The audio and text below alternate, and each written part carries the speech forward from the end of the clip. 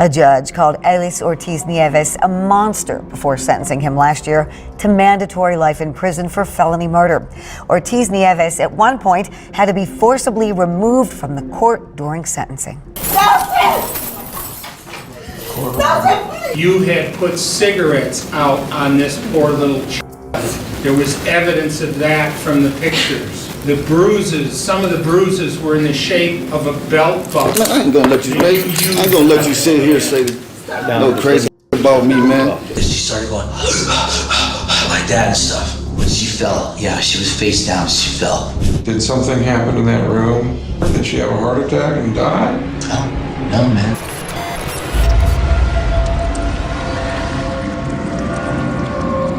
Going through a divorce is tough, and on June 18, 2018, Deborah DePinto and her husband, Scot Jones, found themselves in a really bad spot. It ended tragically, not just for their marriage, but for one of them. Please help me! He's not breathing! Please help me! It was a gloomy, rainy day, and the family had been stuck in a cramped travel trailer for too long. Tensions were high with their two kids about to visit Deb's parents. Laundry needed doing, and everyone craved their own space. Their teenage daughter went to Deb's car, trying to escape the tension inside the trailer and the frequent storms that brewed up. Deb decided to head to the trailer park's office, where the laundry room was located. She needed to switch around some laundry so the kids would have clothes for their upcoming vacation, just a few hours away. Scot quickly follows her, sensing Deborah's frustration, but he's not ready to give up. She's had enough of him, but he's determined to plead his case. However, Deborah is adamant about wanting to leave the relationship and remove him from her life. Despite knowing that their argument has been played out many times before, Scot hopes to make one last plea before the kids leave for the week. He understands that his time in the family trailer might be over for good once they're gone. He fears that Deborah will finally kick him out for good when they return. But on this miserable day, things take a turn for the worse. It becomes the last day of his wife's life, a day he can never forget. Boulder County sits in the heart of Colorado, home to around 300,000 residents. It boasts stunning natural wonders like Rocky Mountain National Park and 4 other protected wilderness areas and forests. Boulder, the county seat, houses about 100,000 people and is nestled at the base of the Rocky Mountains. Known for its lively atmosphere, it's also a college town, with the University of Colorado at Boulder being the biggest employer. Deb DePinto, who worked as a chef in the campus food services for a decade, has been a part of this community for years. She's also lent her culinary skills to various restaurants in town, both before and during her time at the university. Deb DePinto and Scot Jones first crossed paths at a New Year's Eve bash back in 1998, where sparks flew instantly, eventually tying the knot. Their family expanded with the arrival of a daughter, followed by a son a few years later. While Deb had a solid work history in the area, Scot's employment background remains a mystery. Despite searching, there's little information on his job history or testimonials from colleagues. Before the events of June 18, 2018, the only notable records were a few run-ins with the law for minor offenses, though no convictions were found. Deb, Scot, and their kids seem to have made a small travel trailer their home for a while. They mostly parked it in the foothills area, but occasionally returned to town, staying at the Ponderosa Mobile Home Park on Broadway in Boulder. This park served as a home base for folks who kept Boulder buzzing, including workers, retirees, and even a few students. For Deb and Scot, it provided a spot to park their trailer when they needed to be in town. Living in such tight quarters didn't offer much comfort, like tackling the piles of laundry a family of 4 generates. It was during one of these returns to the Ponderosa that the family found themselves back in town. The relationship between Deb and Scot had been on a downward spiral for a while. According to Deb's friends, Scot had become possessive, jealous, and unkind. Deb, on the other hand, was putting in long hours to be a good mom, but she'd reached her limit with Scot's demands, shortcomings, and his failure to provide a stable home. Their arguments had turned ugly, though they never escalated to the point of involving the police. They kept their disputes private, but unfortunately, the kids didn't have many ways to escape the tension except by retreating to the family car or taking walks nearby. Scot's behavior was even more concerning, as he frequently sent threatening texts to Deb, filled with cruel and menacing words. At the trial, these messages would come to light, exposing the toxic atmosphere within their relationship. Once, he texted her, "You're rotten to the core," "Ain't no cop or restraining order going to stop what's coming." Another time, he wrote, "I don't care what happens to me at all. I'm a man with nothing to lose except my life." This hostile environment was what the family was living under when their daughter sought refuge in the family car, and Deb stormed off to the trailer park office with Scot not far behind her.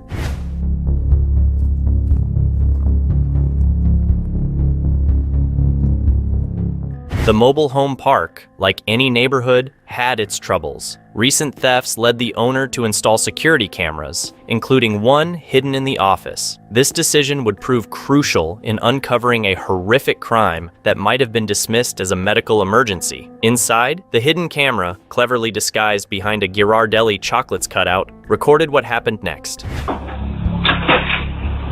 I thought there was some common sense with you. Well, I thought he knew that you don't remember being there. He doesn't know. I didn't. So that's what he had told me. As Deb heads into the laundry room, the argument continues. She's weary, feeling like she's had the same fight countless times before. But then, something inside Scot snaps. While the hidden camera doesn't capture the exact events, its microphone records the sounds that follow. What are you doing over there? I'm getting one. Get out of here, this common sense. We're fighting for an hour over nothing. I'm done. We are never going to be together. You're so cruel. Is that all you got, cruel and mean? You're getting my way. Weird. You're getting over my way. No, whatever. Get away from me. Get away from me. And then, in a tragic turn of events, something unfolds that should have never happened. Scot positions himself in the narrow entryway to the laundry room. Don't touch me, Scot. You can't force me to love you anymore. Get out of the... Where's the door? I'm trapped. Get away from me. You make me feel terrible. Get away from the door.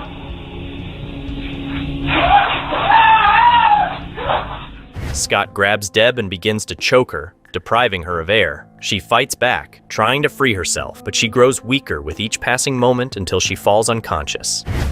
You're done.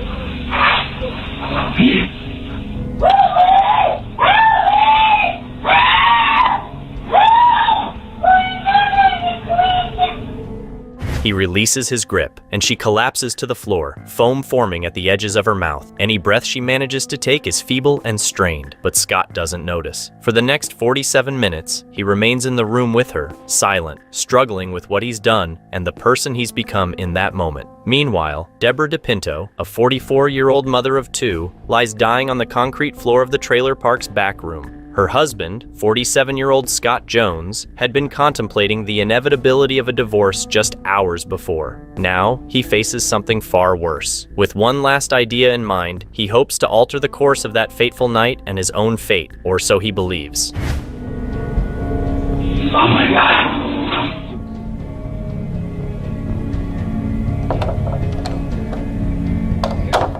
Scot dashes out of the office and hurries back to the travel trailer. Panicked, he grabs his son and cries out that something has happened to Deb, his mom. In a later charge of child abuse, Scot takes his young son to where his mother lies on the concrete. He's gone, man. Oh my God. Oh my God. Oh my God. Oh my God. Oh my God. Oh my God. Oh my God. Please, Mama, wake up, Mama, please. Oh God. Oh God. Please do help us. Mama, God. It's a heart-wrenching moment. The son pleads for his mother's life, unaware of the grim truth, while Scot plays along, setting a scene he knows will soon be discovered. He understands that calling 911 will bring paramedics and likely the police. Meanwhile, the son sends a text message to his sister, desperately asking, "Where are you? Mom's dead." However, she later explained that she assumed her father had sent it and didn't want him to find her, so she didn't respond and ignored it. The first responder on the scene is Deputy Mike Terry from Boulder County. He rushes through the office and into the laundry room to offer assistance. Hello? Hello? Please help me. Please Did you find her here? I don't know. Moments later, an ambulance arrives, and EMTs quickly rush to provide further assistance. Scott continues his act as they start working on Deb. At this point, she's either barely clinging to life, or it has just begun to slip away. You've got to help my wife. You've got to help my wife. They got my whole life, dude. Please help her. Please. Oh my God. Take a deep breath, okay? The best people that can possibly be working on her, okay? We got paramedics on her, all right? Oh my God. Let's see what's going on. We got her. Bro, should you hold your hand or something? I know, but they're taking care of her right now, okay? Scott believed this was the moment to offer his explanation of what happened, attempting to emphasize that it was a health issue rather than an assault. She's like 220 pounds, man. I told her, man, you gotta take care. Oh, God. That's my whole life in there, man. That's my whole life. Oh, my God, Mama. Oh, God. It's not going to get her in trouble, okay? I don't know. Always hear about it. Smokes that damn pipe where they heat up the end and they stick it in that stuff. A bunch of them get smoked that way. Could it be heroin, though? I don't think so. I don't know, man. Okay. Despite the efforts made by the medical team at the scene, they determined that for Deb to have any chance at survival, she needed more extensive trauma care. Consequently, she was loaded into the back of an ambulance and rushed to Boulder Community Health Foothills Hospital. Unfortunately, it was all in vain. Deborah DePinto was declared dead shortly after her arrival, and while her medical history indicated she suffered from an enlarged heart and was over 200 pounds, experienced medical and rescue workers could sense that the actual cause of her death was suspicious. Scott was escorted back to the sheriff's office to provide a statement, while workers from the local Child Protective Services Department took both children to a safe location and cared for them. In the initial stages of the investigation, Scott reiterated to Boulder Sheriff's Department Detective Don Dillard that Deb had started experiencing a medical issue while doing the laundry. I don't know, dude. Like, she went like this. She started going like that and stuff. I didn't know about it. Any discussions about your relationship, how things are going? No. Once again, Scott professes his love for Deb, portraying himself as the concerned and innocent husband who happened to be present during the incident. I love my wife and she loves me, man. And I have no idea how that went down like that today, dude. Okay. When she fell, yeah, she was face down, she fell. Because I'm tired. I want to get my kids home. And I've answered a lot of questions. I've been very cooperative. The detective, sensing that something doesn't quite add up, gently presses Scott to see how he'll react if a hint of suspicion is directed his way. Did something happen in that room that... No way, man. No way. I mean, I know accidents happen. If you're arguing, did something happen that went too far? Did she have a heart attack and die? No, man. No charges are filed at this point, and the detectives allowed Jones some freedom to move around while they complete some paperwork. Then, they receive a call from the trailer park manager. I put up a Google Drive, I downloaded the video, it's an hour long if you need more. I just got chills up in my spine, I couldn't watch it. The sheriff's department swiftly obtains a download of the video taken at the scene, and after reviewing it, the detectives no longer have any doubt that Scott's story is far from the truth. They call him back in and show him the tape. So this is the video that we were talking about. Feeling trapped, Scott knows the evidence is stacked against him. Despite this, he still attempts to deny his involvement. That doesn't prove anything, and you know that. It shows us that something happened in that room. What's going on during that time? No, man. But Scott, you do know. As he starts rocking in his chair, it's evident that Scott is crumbling under the weight of the evidence. There's no way for him to defend himself anymore. Scott says he didn't mean to harm DePinto. Hi, you're still there with her. What are you doing? Are you looking at her? Are you trying to figure out what to do next? Help me. Scott understands it's time to get a lawyer to help him out. Hey, where do we go from here, man? I need a lawyer, don't I? Do me a favor, stand up.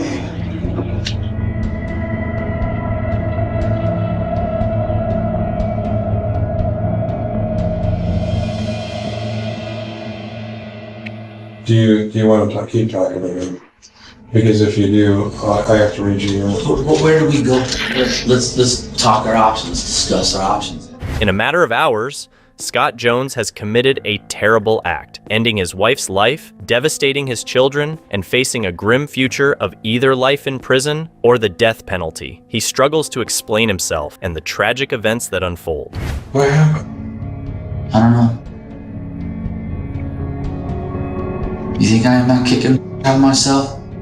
You don't think I feel bad? Well, I know you are. Nah, man, it wasn't good enough. I'm taking the kids. You ain't taking my kids. Threatening me with me, man. With me. Just couldn't stop being a monster. Just couldn't stop being cruel, man. You don't know what she's done to me. You don't know the cruelty she's done, man. I believe it makes a man temporarily insane for a minute, man, when you think about it. You know that? You don't know the troubles. You don't know the pain. You don't know what I've endured. You don't know what that woman put me through. You don't know what she did to my son. You don't know. But I didn't think anything through. I didn't think about anything. I just reacted. I don't know what happened. I just reacted. I don't know, man. It's nuts.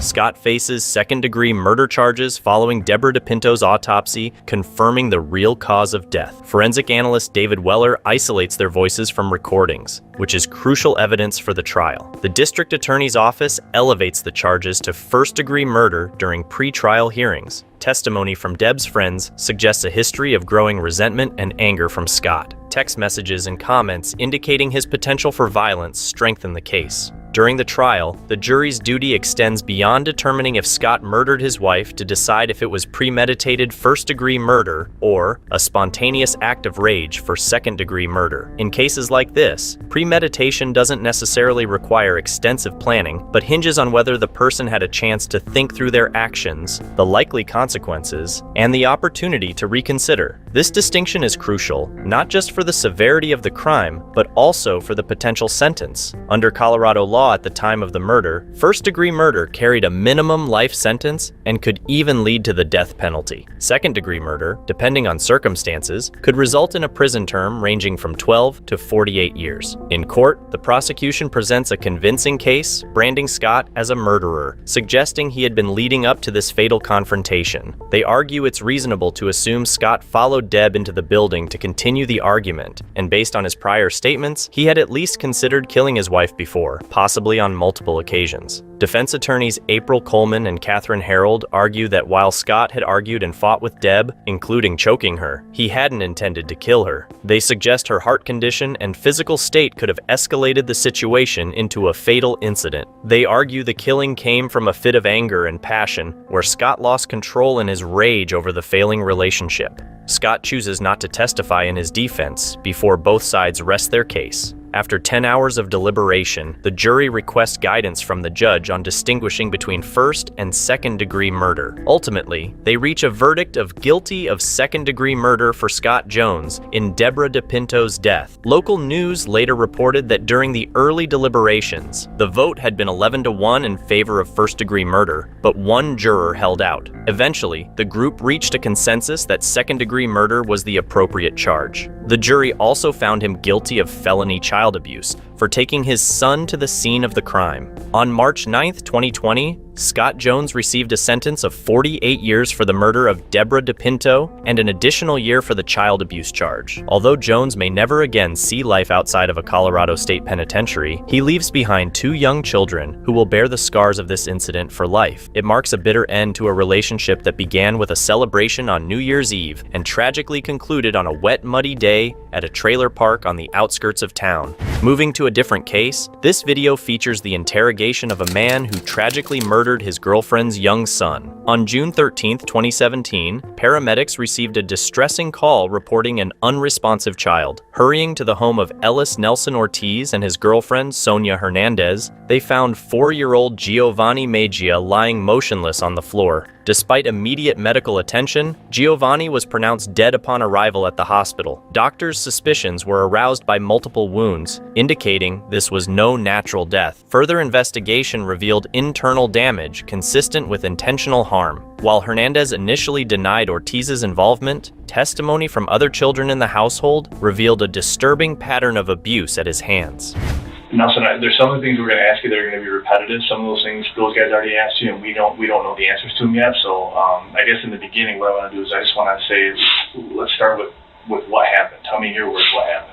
Well, this morning I woke up. Well, woke me up. She went kissed me, whatever, and went to work. You know, I'm laying on the couch.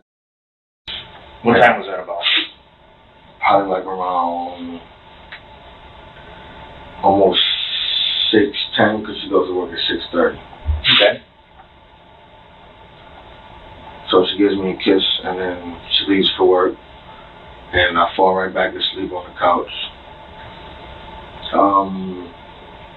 I want to say, I can't even tell you what time I woke up around. I don't know if it was, what time is it right now? It's noon right now. Noon? Okay, so I want to say probably like an hour before the whole situation happened, I woke up. Okay. Me and on the couch. I wake up. I slept on the couch. Maybe it's easier if I back up a second, because I don't know who all lives there and who all. So tell me who all lives at the house with you. Okay. Okay, and they're visiting. Okay, so you woke up on the couch, and who was with you at about, say, 9:45ish? Okay. And And yes. And what?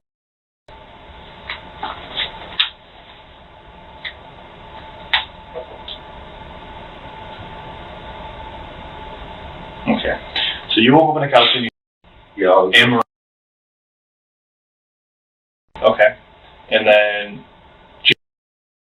Yeah, we're in the back. Is it a bedroom they normally share together? Well, I split them up, you know, for some purposes, you know. In the household, there were a total of 7 children. 3 of them belonged to Hernandez, 3 were Ortiz's, and 1 was Ortiz's niece. Or whatever, but a little bit, but you know, they got a situation going on with them, so I always split them up. Okay. So they were in split rooms. And his room. Okay. So she woke up 6:10. She gave you a kiss. 6:30 she leaves. Roughly say 9:45ish. Does that sound about right, or would it be earlier? Man, for real, I couldn't tell you because I didn't even look at the time I woke up. I know as soon as I woke up, because my playing in the living room and they were being loud, so I woke up, gave him a bowl of cereal.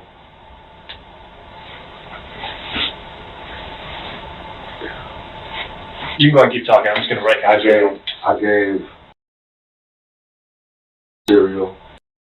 some cereal, and then after I gave him some cereal, I go in the back. He was laying down in his room up, and after that, you know, I took a shower or whatever. I used to make a shower, because sometimes. So I make him take a shower, like, come on, take a shower, whatever. And when he gets up, he's like, Nelson, I don't feel good. I'm like, all right, well, I grab him, and he feels kind of hot, so I'm like, all right, come on. So I turn the shower on for him. He gets in the shower. I go back up to the front. I get some water, a cup of water, because he hadn't ate yet. He just roughly woke up when I just woke him up. Okay. I get him some water and some bacon. So I go back there. Like, when I go back there, he's in the water or whatever. And then, like, I don't know, it just seemed like his body, like, he just looked like he was getting stiff, like he couldn't move. And then, so I grabbed him out of the water. The water was kind of cold, you know what I'm saying? Because I was like, he was kind of warm, so I was trying to, like, wake him up or whatever. So how cold was it? Was it the water only on cold? Or no, it was like, you know, like mid, you know what I'm saying, mid cold, mid hot, like okay. Warm. You call it lukewarm? Yeah. Okay. So I grabbed him out the water, I'm like, right? And like he couldn't move his body. He was just looking at me, and he like, yeah. I'm like, buddy, are you all right? He's like, yeah. So I try to give him some water. I give him some water, and like he's drinking it, but at the same time, like I don't know, it's like he drank it, but it was like he got like it was getting stuck. So I'm like, just give him the water, keep giving him. I'm like, buddy, you hungry? You hungry? Like, yeah. So I try to give him some bacon, and I just keep trying to give him water, and then like I feel like his stomach is filling up. How much water would you say you gave him? I just kept trying to give him water, because I don't know, I didn't know what was going on. I didn't know what to do. So I'm thinking like, I don't know, he's dehydrated or something, because I saw his body turning pale. I mean, like his face, like his whole body turning pale. So I'm trying to give him water, like, all right. And like, Mejia sustained multiple severe injuries to his abdomen, which were in various stages of healing, suggesting prolonged suffering. Like I felt his stomach to the point where like it was bloated and hard. So throw up. So I'm trying to push on his stomach so he could throw up, but he ain't throw it up. So I try to stick my finger in his mouth so he could throw up. He bit me right here. You know, I'm like, throw up. I didn't know what to do. So like all of a sudden, I go to get him some clothes or whatever. Coming like my dad came in the back, and I'm like, no, go in the front. So like the lights shut off. So now I'm like Where are you at? Are you in the bathroom still? No, no. By this time I went to my room. I get a towel, I'm trying to get him covered up and everything. So now I'm in his room trying to get him some clothes. Is he saying anything to you at this point? No, he's like, he'll stare at me. He might say like one word, but he's not really, not saying nothing. So by this time, I go in his room and I lay him down. I lay him down on the towel. I put some pants, some shorts on him, and now he's not saying nothing. So I'm come here. So I'm trying to give him air and CPR. You know what I'm saying? So ambulance, call the ambulance, hurry up. So now I'm trying to give him CPR and blowing and give him air, and I'm doing this for a good like 5 minutes. I'm like, call the ambulance, go call the ambulance. So he goes, takes off, he comes back, and he comes back there. I'm like, he's not breathing, call the ambulance. I grabbed him, I picked him up, and that's when I went to the kitchen with him, out there when I told him to go outside, Okay. And so I'm in the kitchen, I'm trying to give him CPR and blowing his mouth so he can get air until, somebody comes, and then all of a sudden, up, and that's when we're both in the kitchen trying to give him CPR and stuff. And Okay. It's okay. It's all right.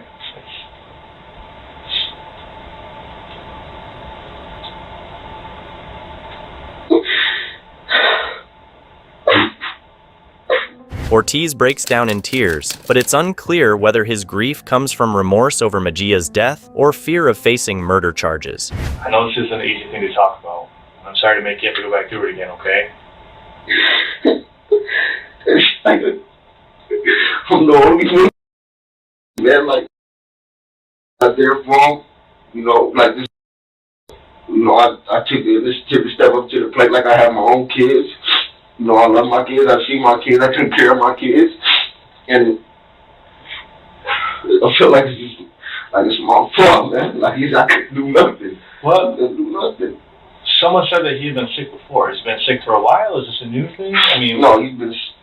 I don't know if it's sick though, cause it's been like going on for like about 2-3 weeks now. How long from the time that he? How long does that normally take? Like last night, he ate. What did he have last night? He ate pizza. Okay. He ate the pizza. Well, he ate a bowl of cereal first. Then he went and ate the pizza, drank some water, threw it up. Okay. And he threw up the cereal and the pizza? I mean, kind of. Yeah, he threw it up. Yep. Okay. And food from yesterday, he threw up. Okay. Is he taking any medications right now? Not that I know of. No, I don't give him nothing. Okay. Do you know, has he been to the doctor recently to getting any medications? Anything he's been prescribed? No, I don't. No. You don't know, or you don't think so? No, I don't know. I don't know if he takes meds or not, but I don't give him no medicine, so okay. I don't know what she gives him. I don't know. I don't give him nothing, no. Do you know when the last time he was at the doctor? No. Would it be safe to say that it's not been in the past few weeks? No, yes, no, it hasn't. Okay. Yeah. Okay. Has anything else happened that's been out of the ordinary that? Well, yeah, well, me and room one day, and he comes back there, and he tells me, and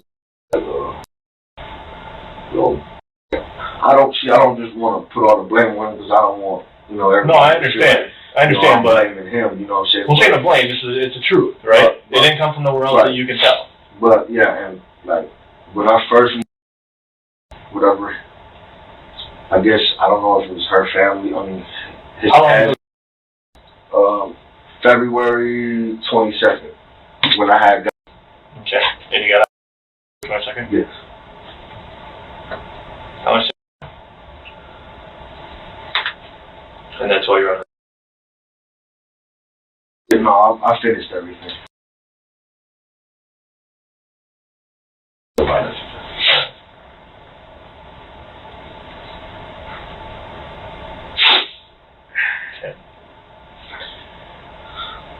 And then just the other night,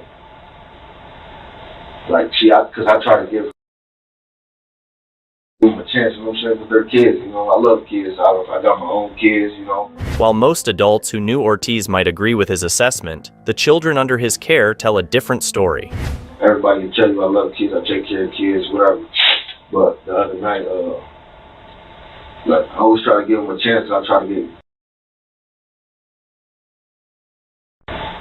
so then the other night he tells me he's in the living room, and he runs to the back room like, Nelson, he's like, Nelson, I swear I just saw I looked out the window and I saw an explosion. And then I turned and looked in the kitchen and I saw a dead body. I'm like, what do you mean? You know what I'm saying? Come on, man, let's go check.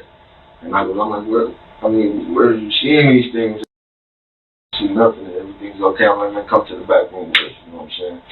So we go back there, whatever. I'll put a light in this room. I turn the light on. I'm like, man, look. This is late at night? Yeah, this was late at night. Okay. And I'm like, put the light on for him or whatever. I'm like, man, let's go ahead. I'm gonna turn this light on for you. Just stay in your room. And then he wakes up again. Nelson, I hear some girl talking out my window.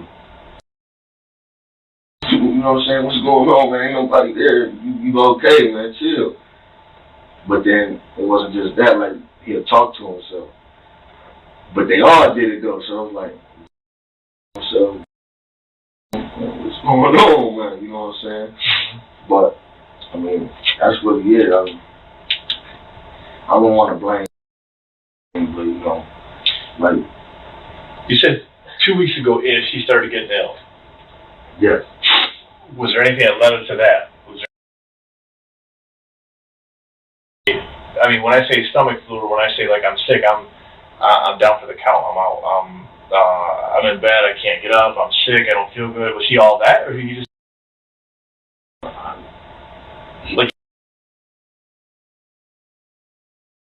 And this was he when 22nd up until 2 weeks ago? He was fine. Yeah, he was good. He was normal. Yeah, he was good. He was good. And did the sick thing that start at home, start at school? Where'd that start at? He don't go to school. Okay. Does he go to daycare anywhere or anything like that? No, just with you. Yeah, just with me. Okay. Well, and everything else, but. Had Mejia attended daycare, signs of problems at home might have been detected early enough to potentially save him. Was there any problems that he had with, say, any type of injury he had following a fight, altercation? Well, they always fight. You know what I'm saying? They fight every day. They always fight. Okay. That's a normal thing for them. But was there anything you walked in and he was unconscious, or he had a pretty big bump on his head, or anything that would tell you that he had been in a pretty significant fight? Well, yeah, a couple of times, he came up to me oh, Nelson, against the wall or whatever, and I check on him oh, it's a bump, okay, we'll put some ice on it, you okay, you know what I'm saying? But how long would it have been? Was that around this 2 week time, before or after it? No, this was probably happened about a week ago too, when he came up to me and told me that. Okay. And same time he was pushed me against the wall and he had scraped his face right here. Okay. He had a bump on his head. Where was that bump at? I think it was like right on the left side. Left, so left back top, kind of? Yeah, kind of like right here. Okay. Yeah.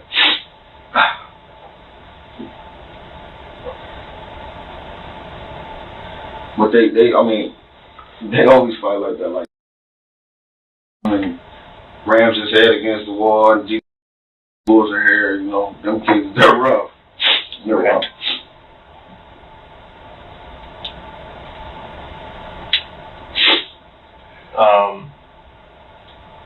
Was there anything like that? I mean, this is 1 to 2 weeks ago, but this happened further back, the illness when it started.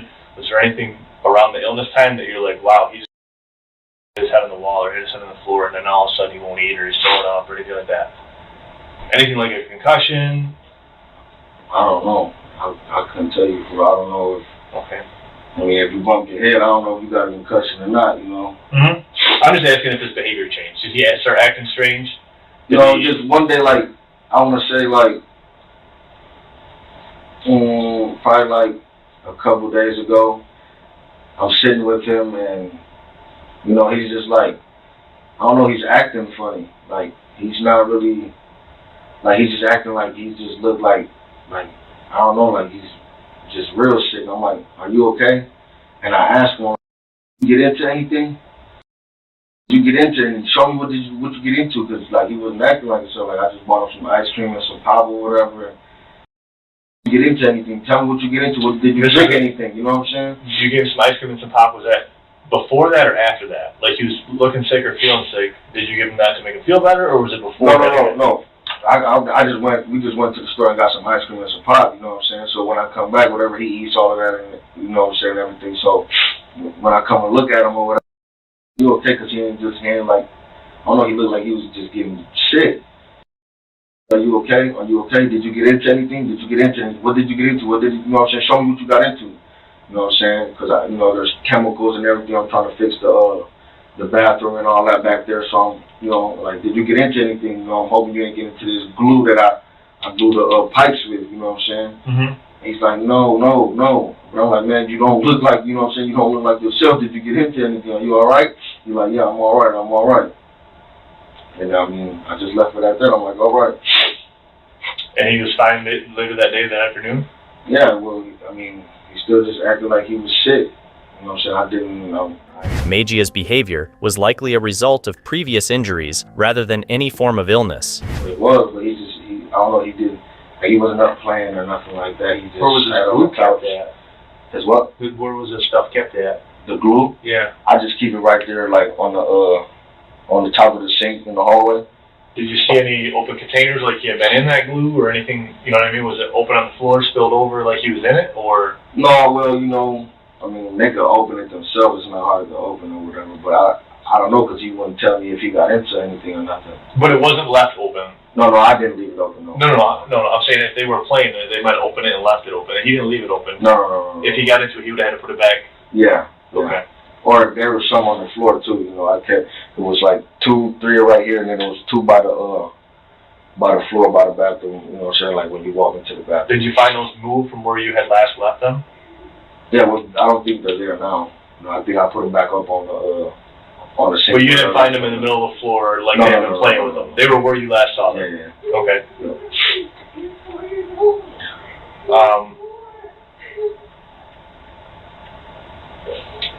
Aside from the glue that was out, was there anything else that he may have gotten into? Any chemicals that were out? Anything laying around? Like I had a bowl of I don't know what type of Mr. Clean stuff. I had a bowl of that.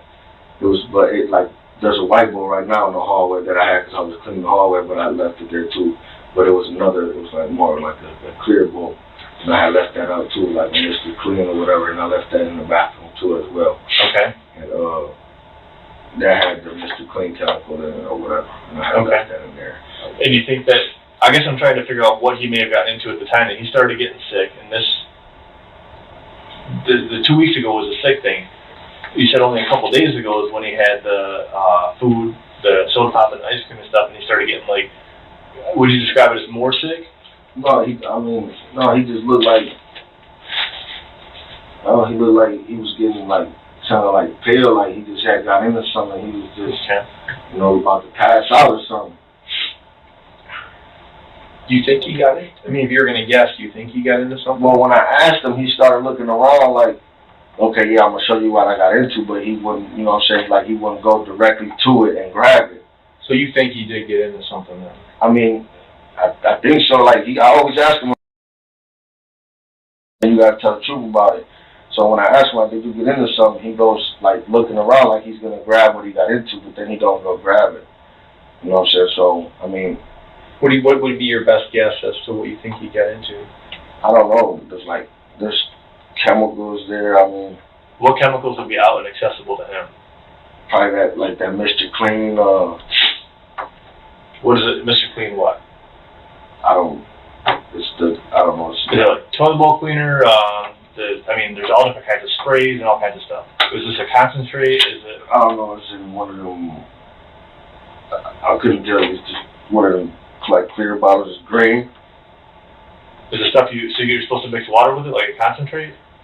I don't know. I just did it. I mix water with it, and then I just like clean it because it smells good. So I clean the toilet, the tub, and everything else with it. You know what I'm saying? How much of it did you put in the bowl before you put the water in? Probably like half of it. Half of the bottle? Probably like this much. No, not half of the bottle, but you know, for the colors, probably like, you know, a good amount of it, quarter of it. I mean, and then there's pills you can get. Ortiz describes an environment as hazardous for young children, acknowledging the presence of dangerous substances, yet making no effort to secure them. Whatever. You know, I might have one sitting on my dresser or whatever, you know what I'm saying? Is that yours? I'm pretty sure. No, it's not mine. Okay. It's not mine. Is it prescribed to anybody you know, or is it? I might just take one or whatever, you know what I'm saying? But who is it prescribed to?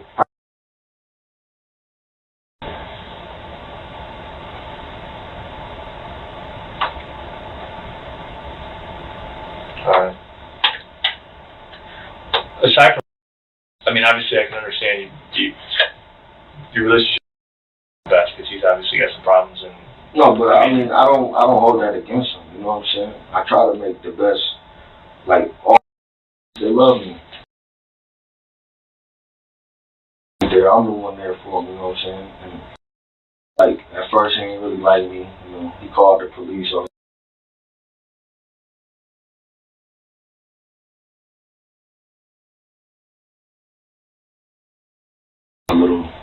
their deal with that or whatever.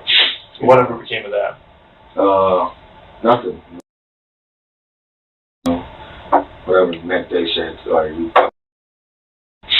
So, but, I gotta ask, did she pistol whip him? No. Alright. Well, it's only, no. I gotta ask, right? No. I didn't think so. So, but other than that, I try to build a relationship with him because I don't hold it against him. I mean, he's a kid, you know, so all I do, man, I try to imply, you know, okay, you don't do this, you don't do that, this is how you do it, this is what you do, you know. That's it, that's all I do, man. What, as far as punishments, what's standard routine? Stand in the wall, get in the room, don't come out your room. Okay. Spankings? No, I did hit Daniel before in his leg, but that was about it. Okay. And how long ago was that? Probably like a couple of days ago. Okay. Yeah. February 22nd. Yes. So you own February 22nd? Yes. How long have you known her? I met her, probably like,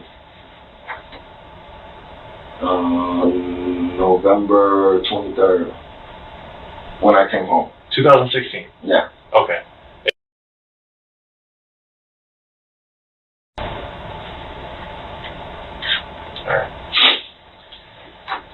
Alright.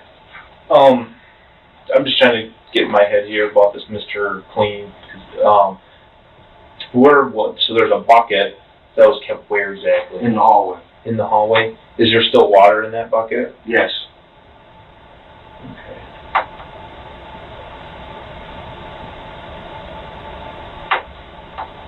And then, was it kept anywhere else? Under the sink. Okay.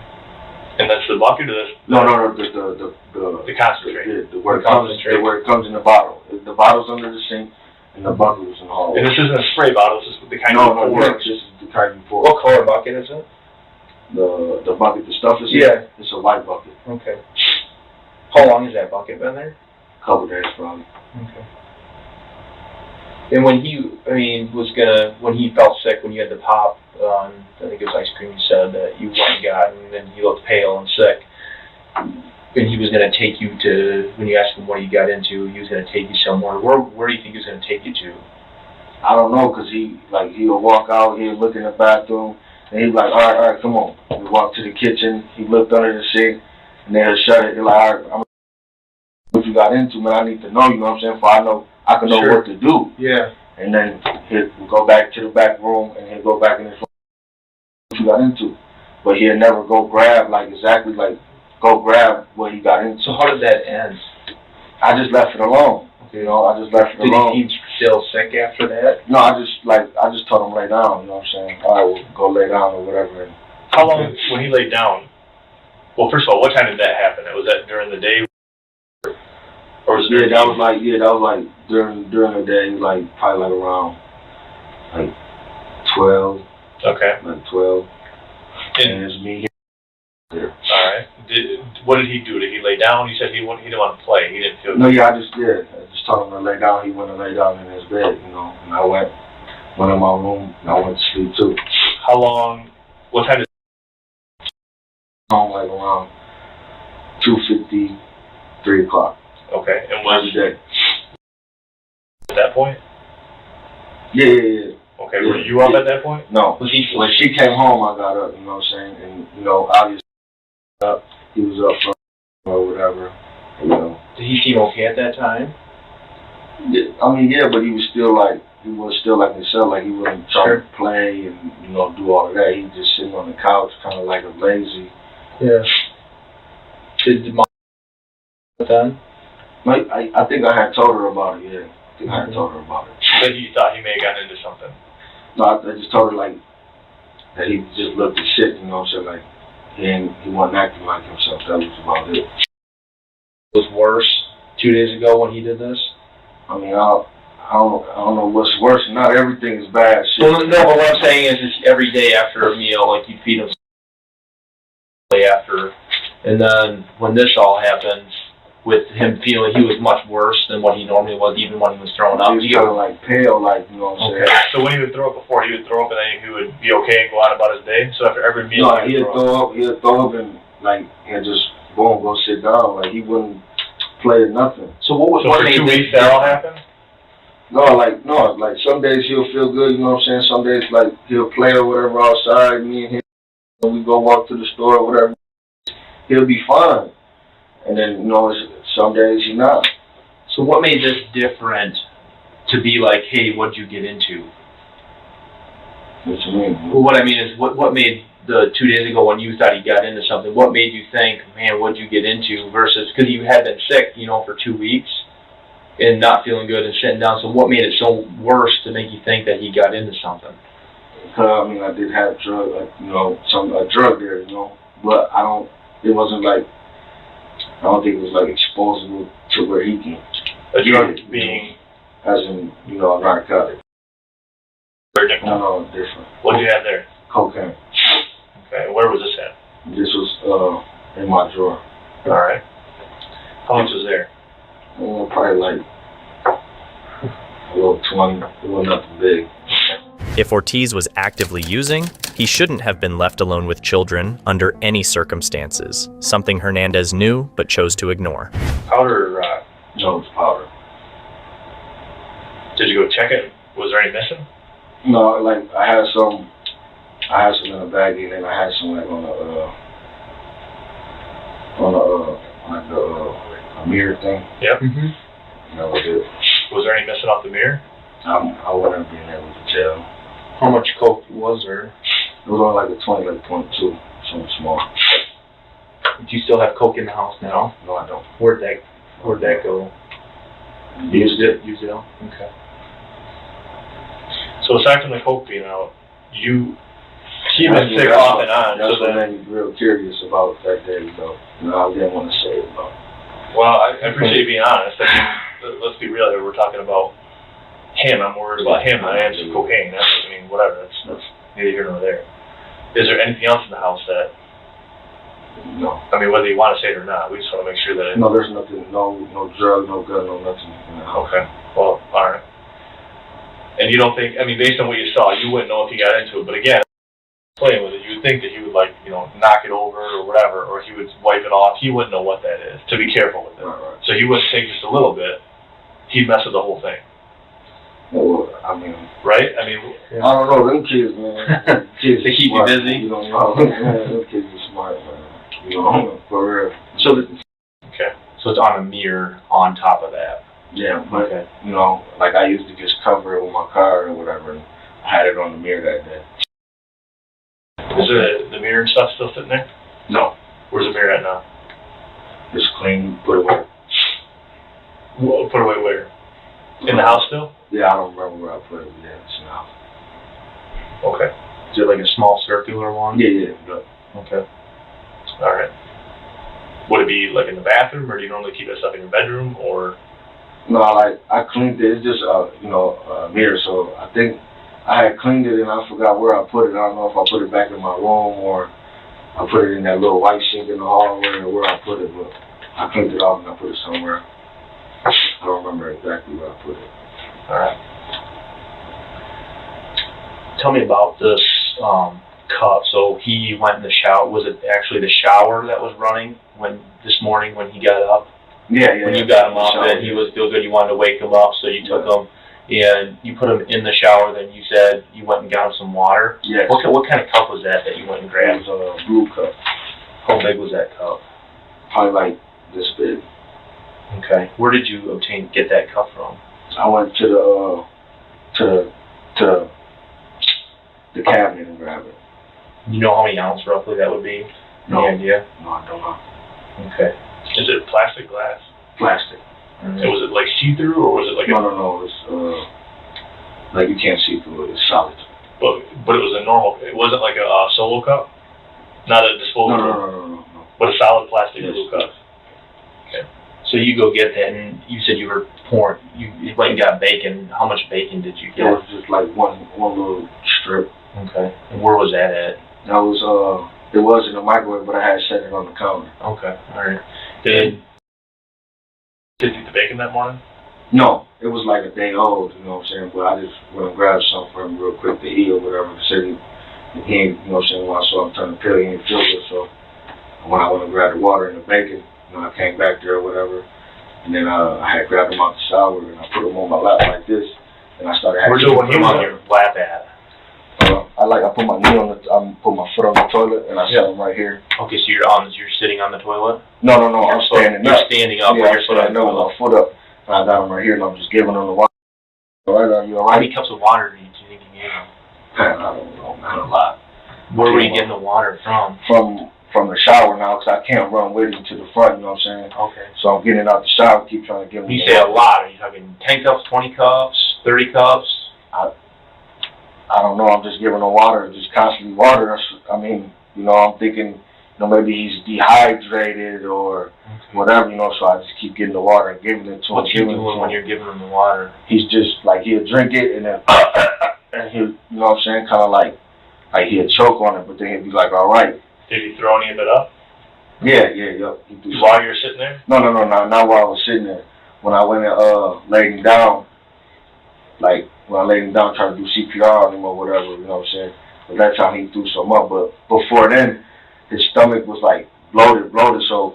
Was it bloated before the water? Or No, after I'm putting the water in, you know what I'm saying? So. During the autopsy, no abnormal amount of water was detected. Well, when it gets big, throw up, you know what I'm saying? Like, damn, you know, like your stomach is hard rock. I'm like, throw up.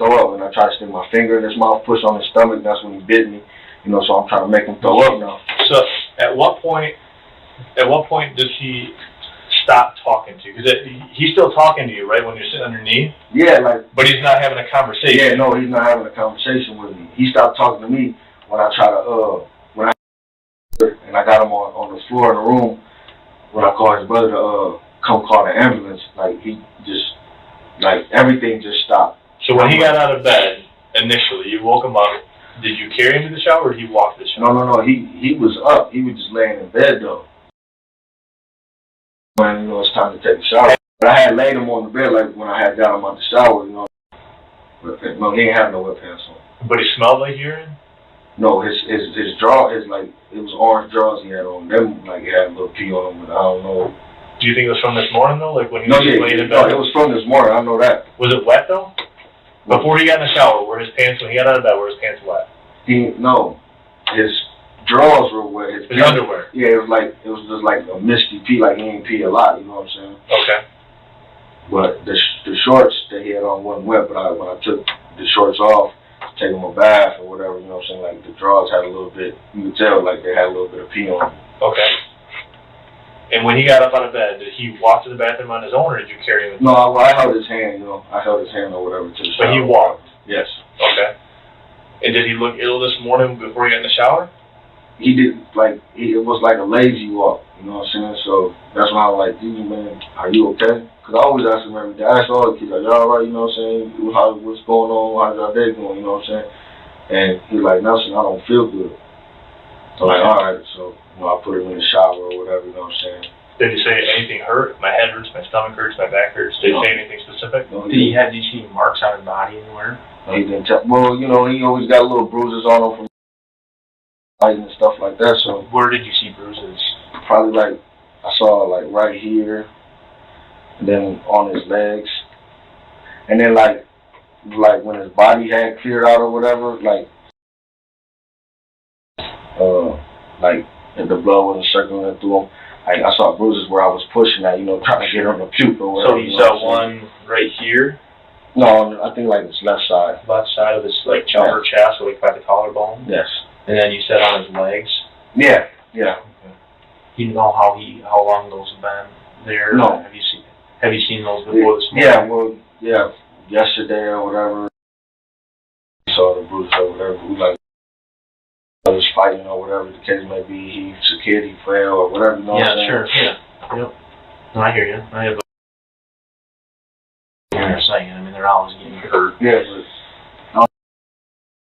but the fighting they do is just, you know, just ain't like a normal fight, you know. So, for him, like physically, I mean, hurting him, yeah. I mean, yeah, you know what I'm saying? How regular does this happen? Almost every day. You were saying, he choked me, he did something to me, he touched me, he did, how many times? Probably like 3-4 times. Over what period of time? Over the last month, 2 months, 3 months? Well, we just found out about this about two weeks ago. Yeah, probably 2-3 weeks ago. So he told you 3 separate times over the last 2 weeks. And what was the sleeping arrangements for everybody? Well, because they were in separate rooms, but on opposite ends of the hallway or something? No, like just our room.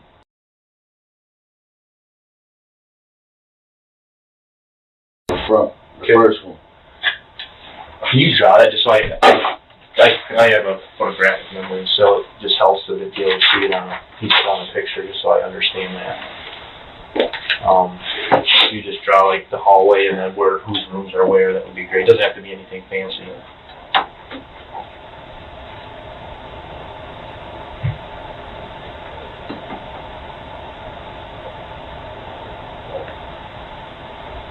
Like this is our room.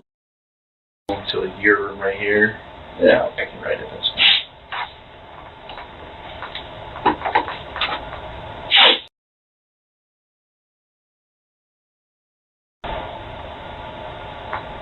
Who says this?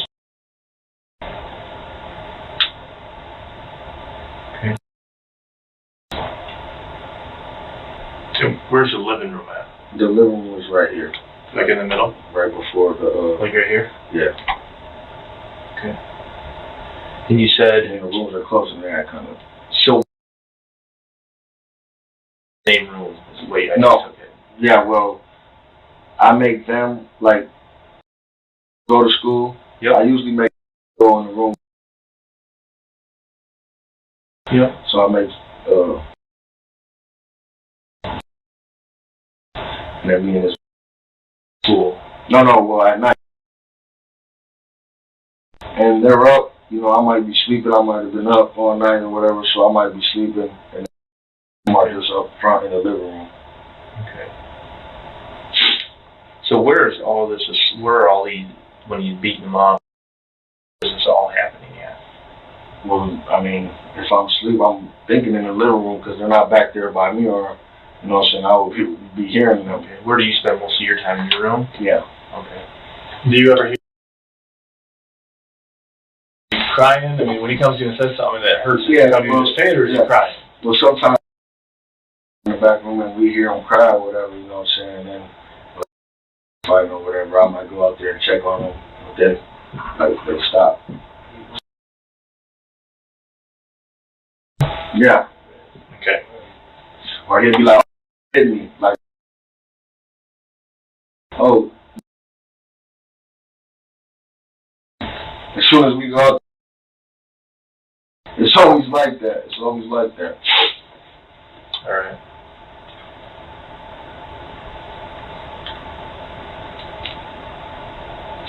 What do you think is your best guess as to what happened here with him? What can you give any? I mean, you know, I'm just coming in, and my partner, we're just coming in here kind of blind to try to figure this out. Right, and you know the family a lot better than you. What do you think? I don't know. I seriously, I don't know. I don't know. This just kind of just like out of nowhere, and I'm like, I'm trying to help him, but I'm like, damn, what the? Like, no, I hear you, and we didn't. If we aren't asking you to tell us something you don't know, we're right now just trying to, you know, put it together in our heads of exactly what's going on and get caught up to speed. So if you had a guess or an idea of what could have happened, let us know. We're just here to figure this out. Right, no, I understand. Like, for real, seriously, I don't know. Okay. I don't know. I mean, do you think he got into something? Do you think this is an illness? Do you think it's, he fell down and hit his head? I mean, I don't know. I honestly don't know. I just know he just woke up this morning and he just told me he didn't feel good. Have you heard any fighting coming from that bedroom? I know you were just woken up on the couch, but no. Did you hear any fighting from? No, not this morning. When you checked this morning. Yeah. All right. All right. Give us just a couple minutes. We have to talk. We'll be right back. Okay. Do you need anything in the meantime? Anything you want? Or okay. Is she here? We're gonna go check. Somebody's been talking to her and helping her. Okay, so she's okay. All right. In court, the judge had some words for Ortiz. He called him a monster and stated that he should be imprisoned for life. All of the other children attribute Mejia's injuries to Ortiz. Ellis Nelson. Ortiz was sentenced to life in prison without the chance for parole for the murder of Giovanni Mejia and 80 to 150 years in prison for first-degree child abuse. Remember, it's your curiosity that fuels this channel. Keep exploring, stay inspired, and join us for more amazing content next time.